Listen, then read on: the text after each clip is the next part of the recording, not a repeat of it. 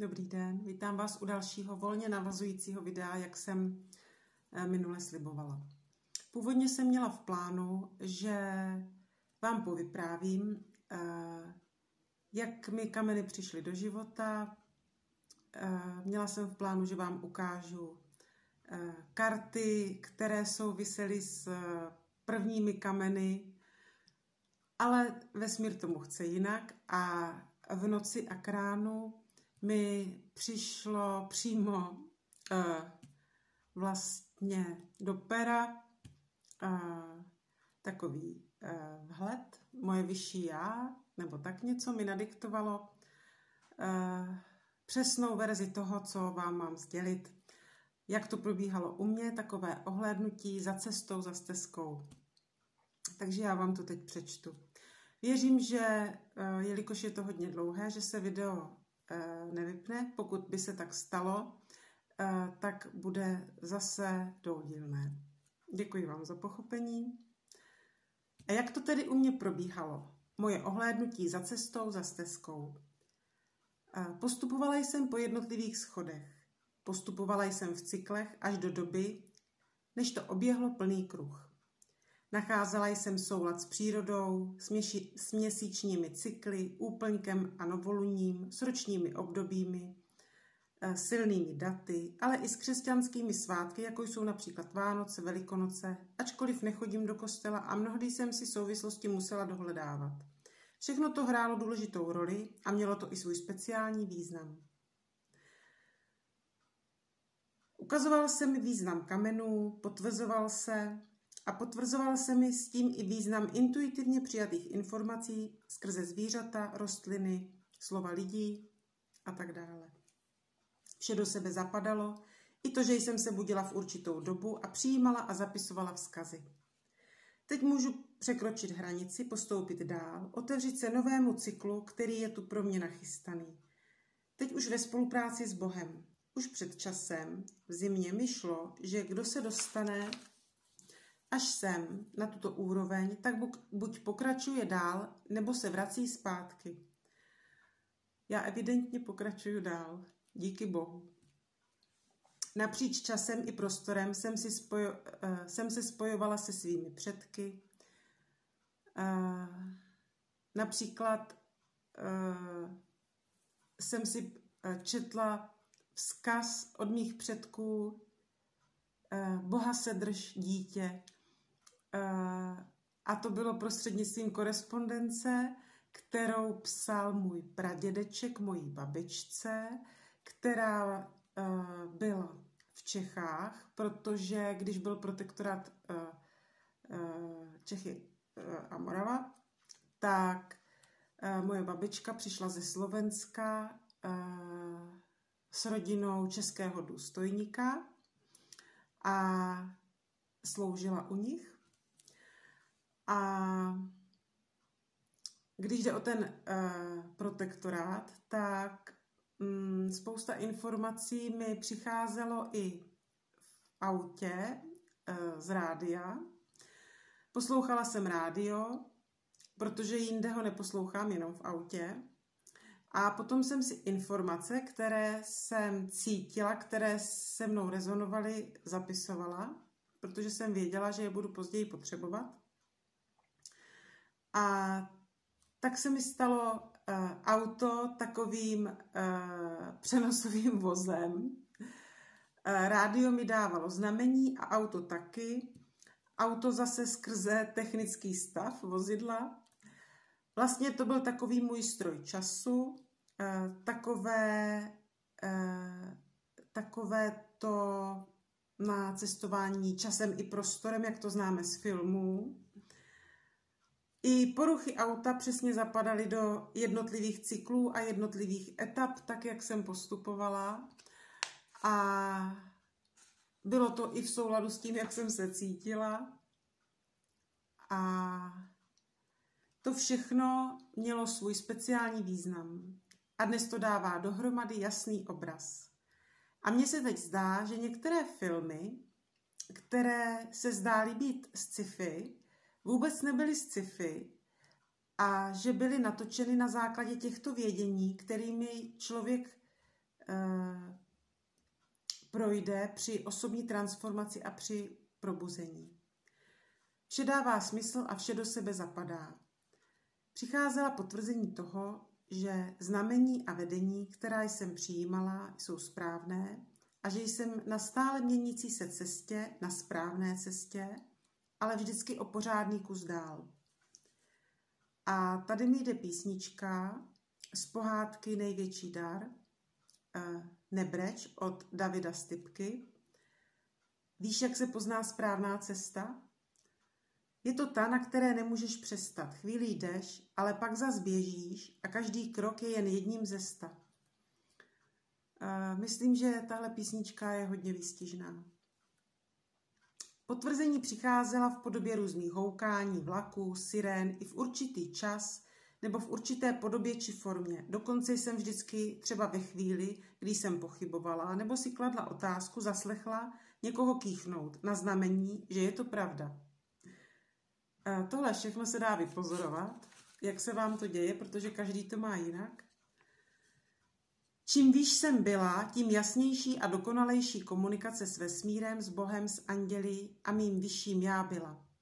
Přicházelo pochopení již dříve prožitých zkušeností a rozkódování pravého významu nebo rozšíření či ucelení obrazu, který to dohromady dávalo.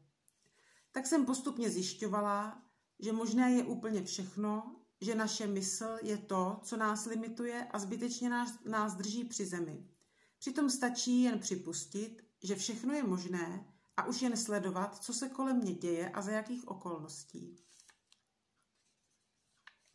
Například, když jsem intuitivně něco navnímala, dala jsem si dohromady význam, objevilo se potvrzení, že to někdo už taky zažil, nebo že si něčím velmi podobným už prošel.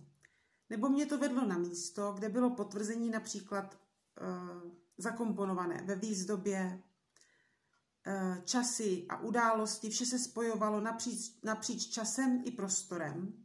Stále to bylo z přítomnosti do minulosti, ale i do budoucnosti, tak jak jsem postupovala dál, výš a vpřed, stále krok za krokem.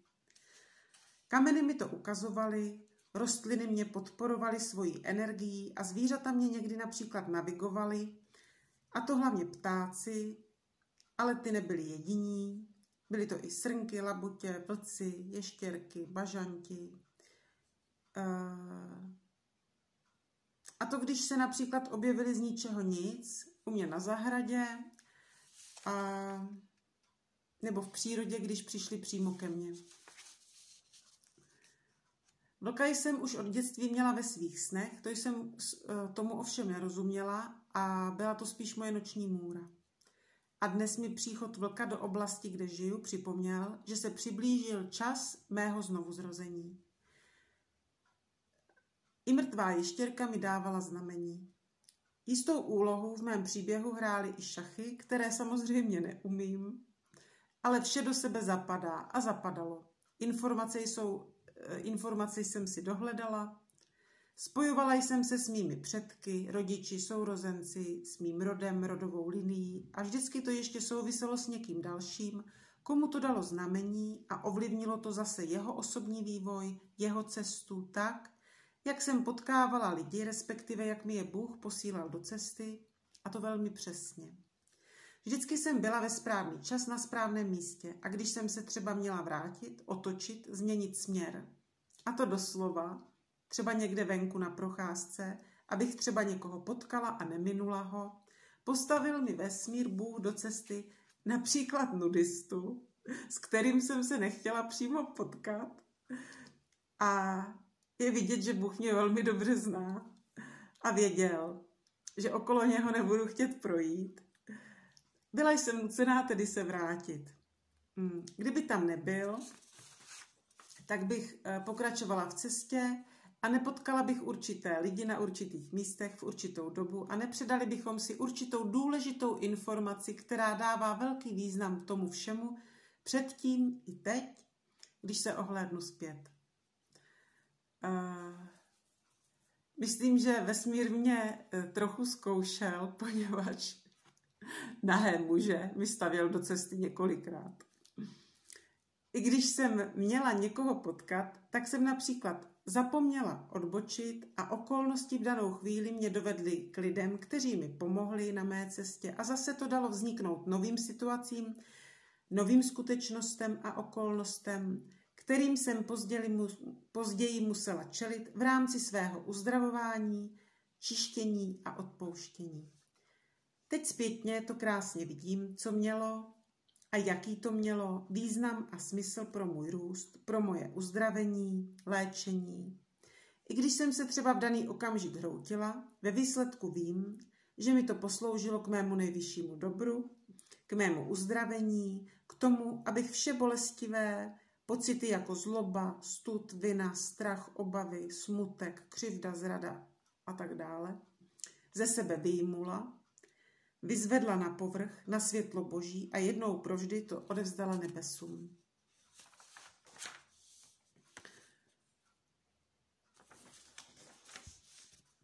Já jsem k tomu použila tužku a papír a element ohně, respektive archanděla Michaela a Boží schránku, můj kyblík a takhle jsem se vždycky propsala zpět nebo snad vpřed, nevím, do pohody, do spokojenosti.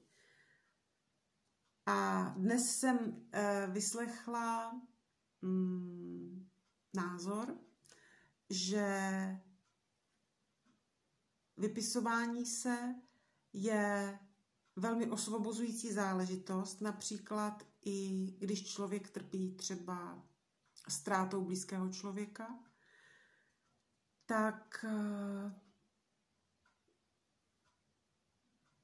jsem zaznamenala, nebo mi bylo sděleno, že je to opravdu velmi úlevné a osvobozující. Tak mám radost, že to pomáhá. Skrze tužku, písmo, tento mocný nástroj, kouzelnou hůlku, jsem získávala vnitřní klid, ale i rovnováhu, znamení, vedení, a to tím, že jsem si mnoho věcí zapisovala.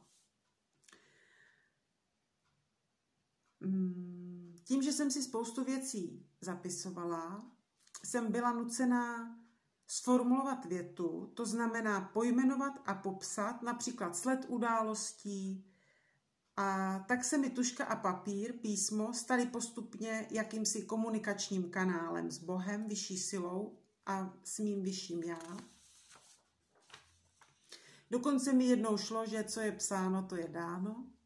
Tímto způsobem jsem Bohu pokládala i otázky a přicházely mi odpovědi. Buď mi byly nadiktovány, nebo mě to nasměrovalo někam, kde jsem zůstala stát s pusou otevřenou před něčím, protože jsem tam objevila odpověď. Jednou se mi dokonce stalo, že jsem položila otázku a tak okamžitě mi přišla tak jasná odpověď, že jsem tužku úplně odhodila.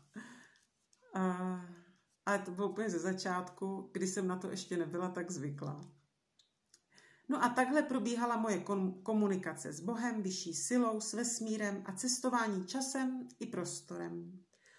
Postupně jsem šla po zlaté cestě, vedli mě andělé, potvrzovali mi, že jdu správně, ukazovali mi cestu, a to tak, že jsem nacházela kameny, předměty, přírodniny.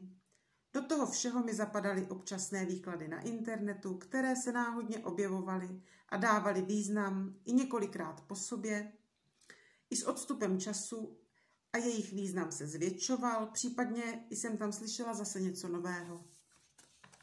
Proto je dobré se i k něčemu vrátit, poslechnout si něco víckrát, přečíst si něco víckrát, ale k tomu budete vedeni nebo dovedeni, tak jak to budete právě vy potřebovat. Tempo a směr neurčujeme přímo my, i když částečně asi ano, podle toho, jak se rozhodujeme. A i v našich zdánlivě špatných rozhodnutích se ukrývá velký poklad, protože to nás vesmír nasměruje do situací, kdy nám vůbec není dobře, ale zase je to proto, že dostáváme příležitost k očistě skrze pocity, které to v nás vyvolává. Tak se dostáváme více a více do hloubky a vytahujeme na světlo záležitosti a pocity s tím spojené, abychom je mohli přijmout, uzdravit skrze odpuštění a jednou provždy vyléčit. tak se nám i situace, na které bychom nejraději zapomněli, stanou lékem, protože si je musíme odpustit, jinak se jich nezbavíme a táhli bychom ten náklad, tu tíhu dál sebou. A tak postupně odhazujeme klacky, vyndáváme zátěž z batohu, který pomyslně neseme na zádech a cesta začíná být lehčí a příjemnější, protože už vidíme, že to funguje, že ačkoliv to někdy nevypadá a mnohdy to hodně bolí, i přesto všechno se to ubírá správným směrem a odpovídá to přírodním cyklům a principům fungujícím tady na Zemi. Všechno má speciální význam, každá maličkost i velká věc. A všichni, kdo se k tomu přichomítnou, kdo jsou do toho vtažení, jsou toho nějakým způsobem účastní, to zrovna potřebují zase pro svůj růst a pro svoje uzdravení. A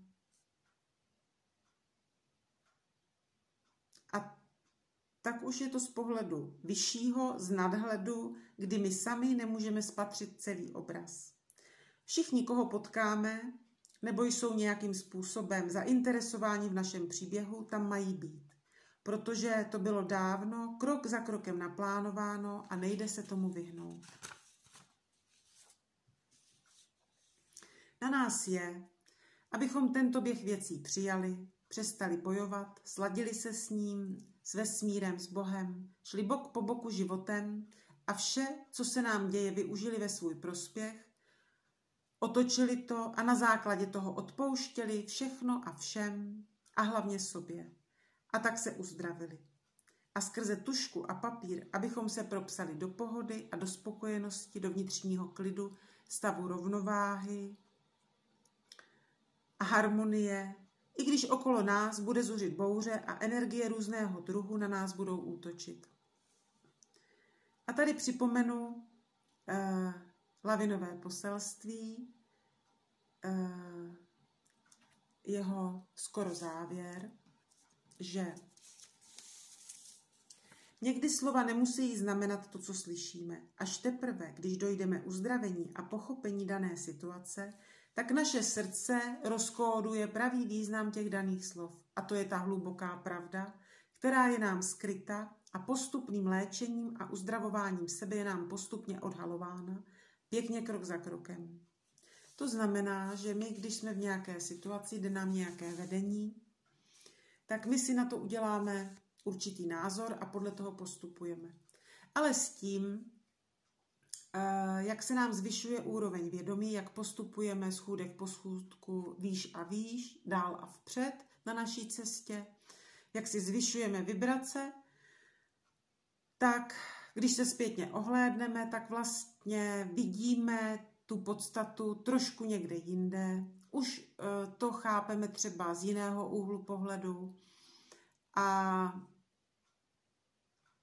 třeba bychom to udělali teď jinak. Ale to je vývoj, to je cesta učení se a není nutné se za to kárat a plísnit.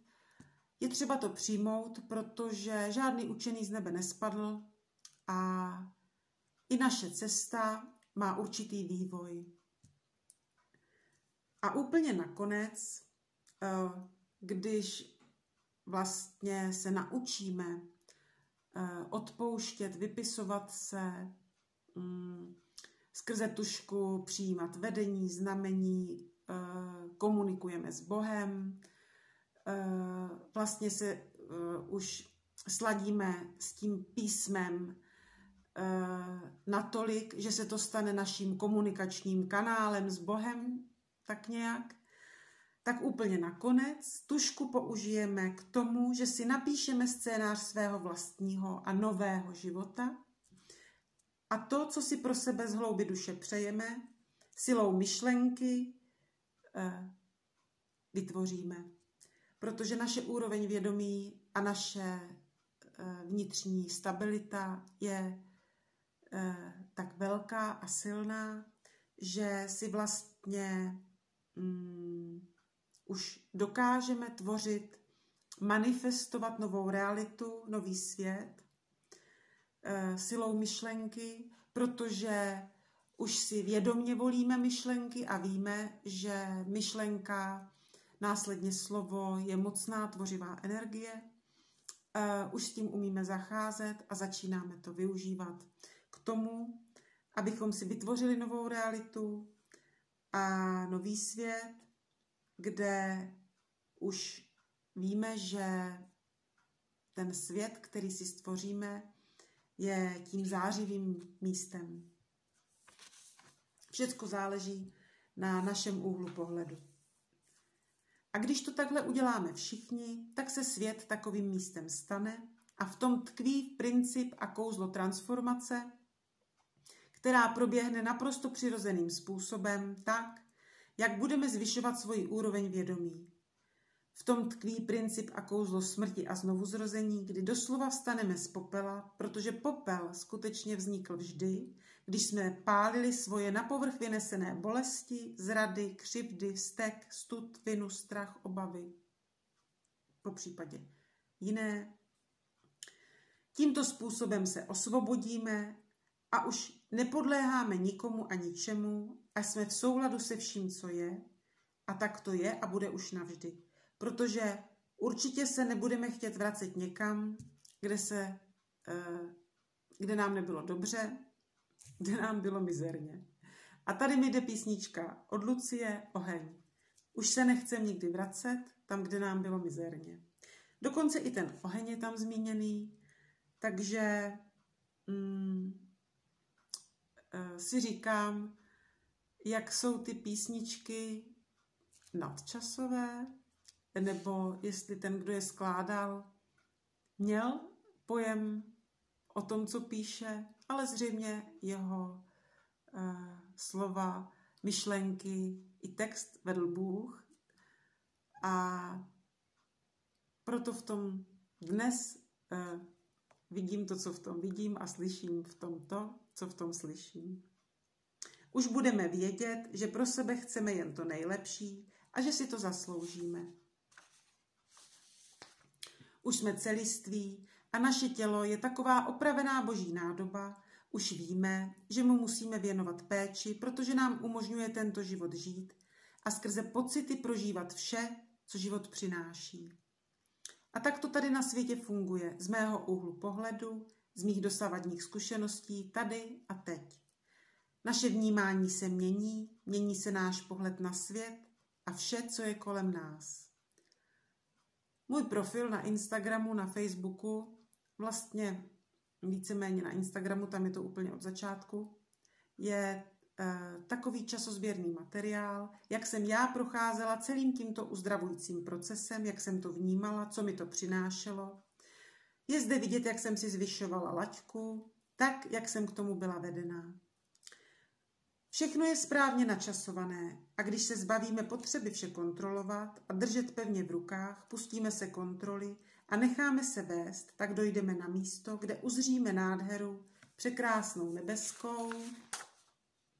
Dojdeme na místo, kde se nás dotýká vzduch, co je duch, a můžeme se ohlédnout za cestou, za stezkou, za zlatou cestou. A jsme na místě, kde překračujeme další hranici, kdy už jsou v nás spojeny mužský a ženský princip a my jsme připraveni, uspůsobeni je vyrovnaně a vyváženě používat jako tvůrci vlastního života v souladu s Bohem, kdy intuice, naše ženská část, nám říká, co, a mužský princip nám říká, jak to udělat a pomůže nám to i zrealizovat. A tímto způsobem můžeme tvořit novým způsobem z podstaty ducha s duchem. A o tom je nový a lepší, zdravější svět, kdy jsme svobodní, soběstační a nezávislí. Je to v každém a na každém z nás. Je to jednoduché, stačí nám k tomu tužka, papír a zápalky. Je to taková krabička poslední záchrany, nebo alespoň její část. Všichni to známe, dostaneme se k tomu a je na nás, jestli to využijeme a jestli se zachráníme. Jestli pomyslně nastoupíme na archu, která nás přenese do nového života, do nového světa. Teď si uvědomuji, že termín nový svět se objevoval i ve starých pohádkách.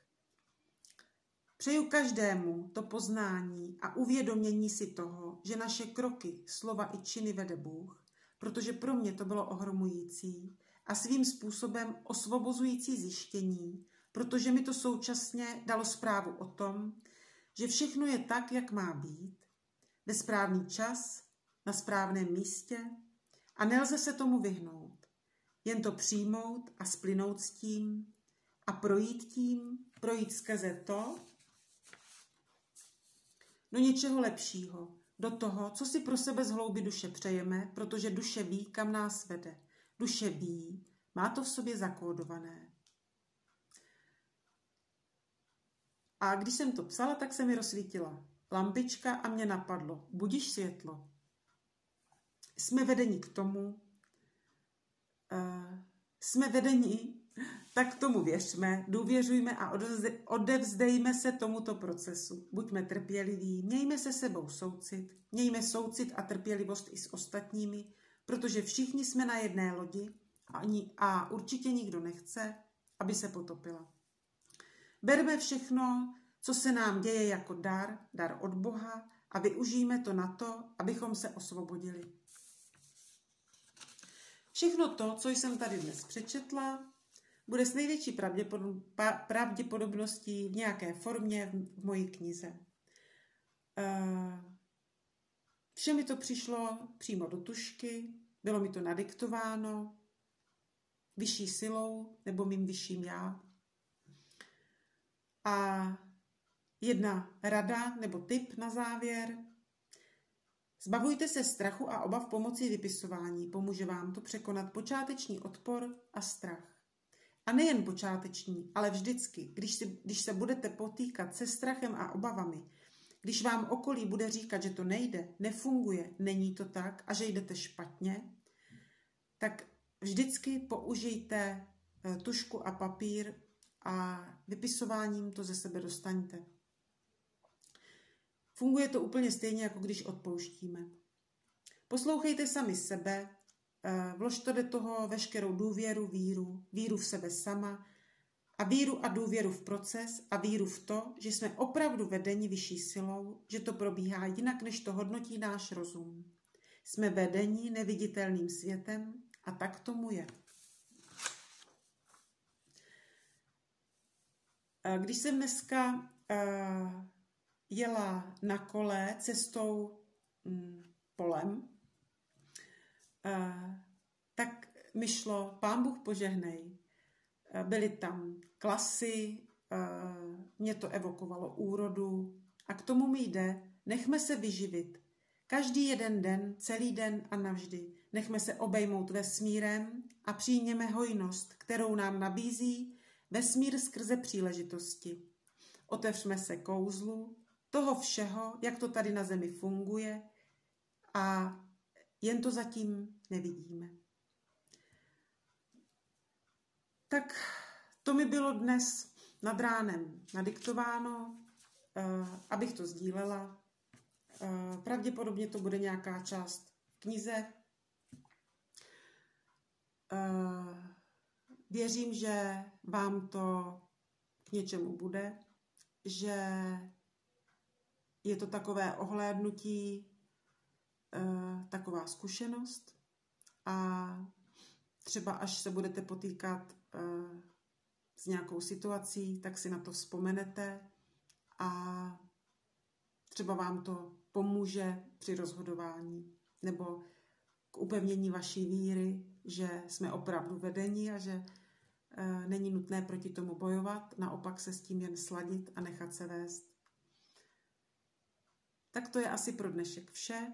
Děkuji vám za pozornost, děkuji vám za přízeň a příště už vám snad přinesu můj příběh, jak se mi dostaly kameny do života. Děkuji vám a mějte hezký den. Nashledanou.